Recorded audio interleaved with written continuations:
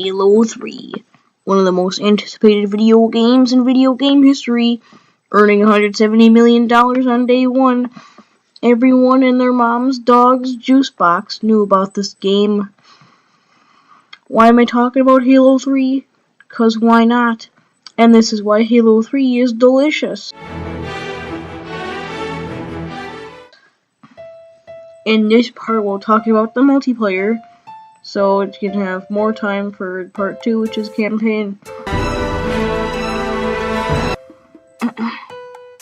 Halo, by its nature, is a party game. Play with your friends, split screen or online. The simplistic gameplay never gets old. The fair start philosophy, everyone gets the same guns when you spawn in, is pretty fair, as in the name. But there are other guns around the map, some more powerful than others. If someone picks up the gun and you kill them, you can pick up their gun because they lose it, and it's on the floor. Let's say you have an energy sword. It does 1-hit kills, and it has lunging 1-hit kills. Since it's so good, many other people will want it. They might target you. If they kill you, you lose it. If you get a good gun, you can be more powerful, but in turn you're a bigger target. Death carries a heavy price. You die, you'll lose it. You can't aim down the sights. Sort of like Valve games in Halo. Always focused on dodging other people's attacks rather than aiming down sights, being slower than a drunk, crippled turtle. I know that you don't have to aim and be slow. But in Battlefield and Call of Duty, the walking speed is super slow, so you always want to be sprinting. And the guns have recoil. I know, right? And it's not that easy to hip fire them. So you want to be aiming a lot, and you want to be sprinting a lot. There's not much strafing, and especially while you're aiming, because you're slower than a drunk, crippled turtle. In Halo, you can use scopes, but you move at a regular pace, and they're pretty accurate. Just a quick edit in the thing. I didn't pay the no aiming reason enough stuff, and I just came up with a new reason and stuff. So, see, you have an assault rifle, and there's a dude that's kind of far away. You can't just aim and shoot him with the assault rifle. You actually have to use a different gun that's meant for, shooting stuff farther away. I hate hiccups, especially to doing stuff. If you had an SMG and you could aim, you could probably be more accurate from farther away. Not that it would do enough damage to actually do stuff from that range, because it's meant for close range stuff. But if you have a battle rifle, you'd have a better chance. So that's meant for long-ish, medium-ish range, because there's a scope on it, and because it's 3-round burst, and it's kind of accurate, and it fires 3 bullets, so you're probably gonna hit one of them. Every person has but tons of health. Every encounter is challenging, be it a 1v1 or multiple people. Every battle requires tactical thinking and strategy. You could use the plasma pistol, or in the BR combo, or you could use maybe shotguns and stuff. I don't know, but you can use different guns in different ways. And since Halo 2, dual wielding can be used strategically because of all the different combinations of guns. Plasma pistol and Magnum works because of the plasma pistol's charge shot, which murders your shield and can disable vehicles. And in one headshot or two, the Magnum will finish them off. And that's just one example of dual wielding.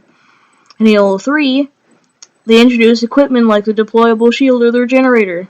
It can change fights completely. Grav lift will help you get higher to higher places. Say there's a balcony with a shotgun on it, and you're fighting some dude. If you don't use it, you're at a disadvantage. If you use it, you can easily get that guy with the shotgun. All the equipment can be used in different ways. Deploy a regenerator and you regain health. A grav lift will help you up.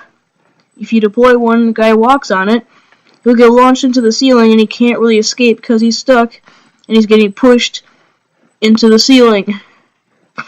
Say your butt cheeks are getting pounded by the enemy team like a blacksmith does to a tool. A mallet to your butt cheeks. It's like, that's what you hear. Then deploy a regenerator or a bubble shield. They both protect you, and they have space for other people. Bubble shield, it'll protect you from pretty much everything, besides, like, other equipment. You could put a regenerator inside of a bubble shield, so that way you're practically invincible. Like, you're invulnerable to anything outside of it, and you heal up fast. Say you fall back or you just die. The enemy team can use all your stuff against you if you try to, like, go back to the position and fight them. If you use, like, put down cover, deployable cover, they can use that too. I mean, why wouldn't they be able to? Use a power drain, everyone can get, like, shield lost and vehicles disabled. And use a flare, everyone can get blinded.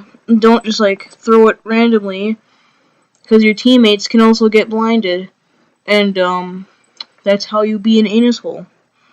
It's called do stupid stuff. Since there's no sprinting, another reason I like the Halo series. Ah, says the COD fanboys. How's supposed to move fast? Vehicles. The lack of sprinting allows vehicles to be more important in the sandbox. In addition, when you're fighting, the enemy can just run away. You need to use the map and other things to escape. And in practically every game that has sprinting, you walk super slow. Strafing is really hard to do. In Halo, you walk pretty fast for a walk, and since there is no sprinting, jumping is very useful. Helps you traverse the battlefield, dodge gunfire and other projectiles and stuff. Dodge enemies. By having no sprinting, it lets you focus on what you're doing. Makes other things more useful, like vehicles and jumping.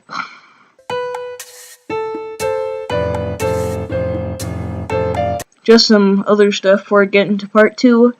You get 4 grenades. That's the most there's ever been in a Halo game. In Halo 4, the pulse grenade just isn't that great. I'm pretty sure it's called pulse grenade, but I'm not too sure. It's the Forerunner, like, Promethean one.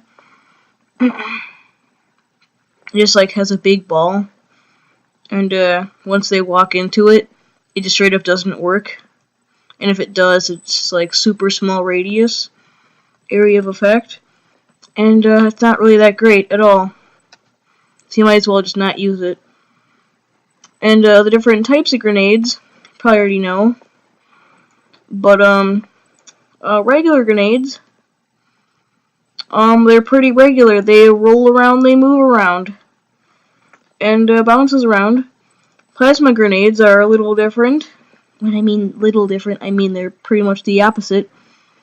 Plasma grenades glow a bright blue, and they stick to enemies and do more damage. If stuck to an enemy, it will always do an insta-kill. If you stuck it to a vehicle, it won't always do an insta-kill unless it's like a ghost or something. But it'll do a lot of damage. And if you throw it at a wall, it won't stick to the wall. But on the ground, it'll make the sound. And it'll be stuck on the ground, or it'll be stuck to a person. Like old people, it will not get back up or move. Plasma grenades are meant for precise use, while regular grenades can be used regularly. Brute grenades are like plasma grenades, but they literally stick to everything. Once they're on anything, they will not move. Wall, ceiling, floor, or people. If stuck, it'll probably do an insta-kill. If you, like, walk right underneath it, it will kill you if you have full health.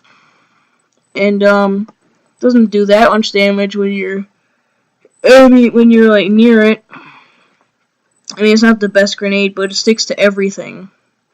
So, it explodes into big spiker shrapnel. There's a lot of it, so, just don't be near it. and you won't take damage. If you underrate it, you'll probably die with lowish health if you're really not like kind of close to it. Lastly, fire grenades are very self-explanatory. It combusts into flames when it comes in contact with literally anything: vehicles, people, the map. Once it combusts into flames, the fire will stay there or linger for an extended period of time. If you walk into it, you will die. Stand there for like 3 seconds. Finally, the maps and the map design. I don't hate any of the maps. I didn't really play that many maps because nobody plays Halo 3 anymore. But what I can say is that they're all pretty fun, the ones that I have played, and on any game mode. And the only one I didn't really like was Blackout, and that's because spawn camping was really easy. In summary, Halo 3 multiplayer is loved by millions because it's simplistic but deep gameplay. It's like TF2, easy to learn, very, very hard to master. Every encounter with a player requires tactical thinking and strategy. This is just part 1 of why Halo 3 is delicious and is funner than a pair of butt cheeks. I'll make a part 2, but it'll be a little bit, so I'll see you some other time, some other day, some other year. So, bye.